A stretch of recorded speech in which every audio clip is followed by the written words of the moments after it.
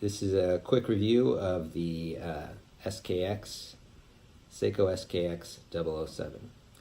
It comes in a couple different, not varieties, but a couple different last letters, which indicate where it was made, whether it was made in Japan or China or Malaysia.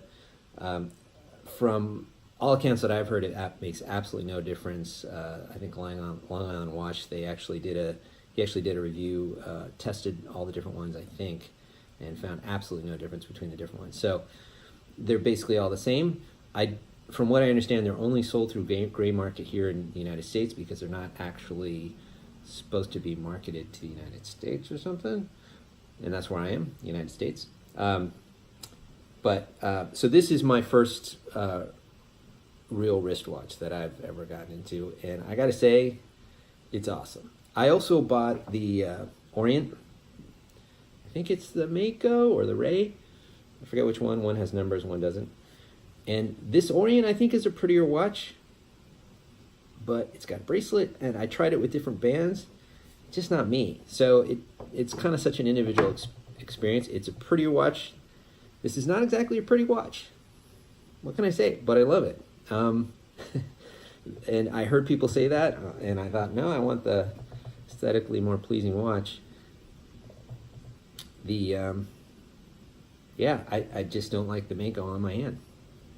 What can I say? The Orient on my hand.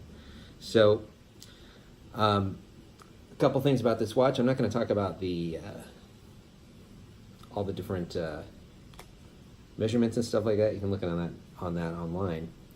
But compared to this Orient, which by the way is some sort of subdivision of Seiko anyway, this thing is it's heavier, it's thicker, it's a little more clunky, but that's kind of what's great about it. It's just like this, it's just a classic. And also the big difference I found was the bezel. I do plan to take this diving, so the bezel is really satisfying to turn. And that's a big deal in a diving watch, or if you just like turning this thing for whatever reason. The lume, meaning the glow, is better. And there it is. This one, like if you try to turn it, there it goes.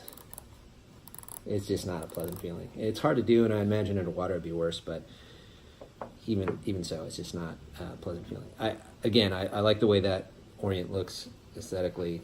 If they were just works of art and I just had it up in my museum, that's what I do. But this guy, here, let me take it off real quick. Take it off the NATO strap. If you can see, you can also judge sometimes. I bought this used off eBay, and I also had to wind it. I had to do the Seiko shuffle. I did not do that the first time I wore it, and the next morning it was dead. So I had to do this for about 10 minutes, and ever since then it's been going great. So I think that first time it had totally unwound internally. So anyway, it is a little heavy. You want to check if you're buying this online, you do want to check the information around here to make sure that it's legit. I guess there are some fakes, but it's around $200. Big thumbs up. Check it out. Try it for yourself. Hope that's helpful.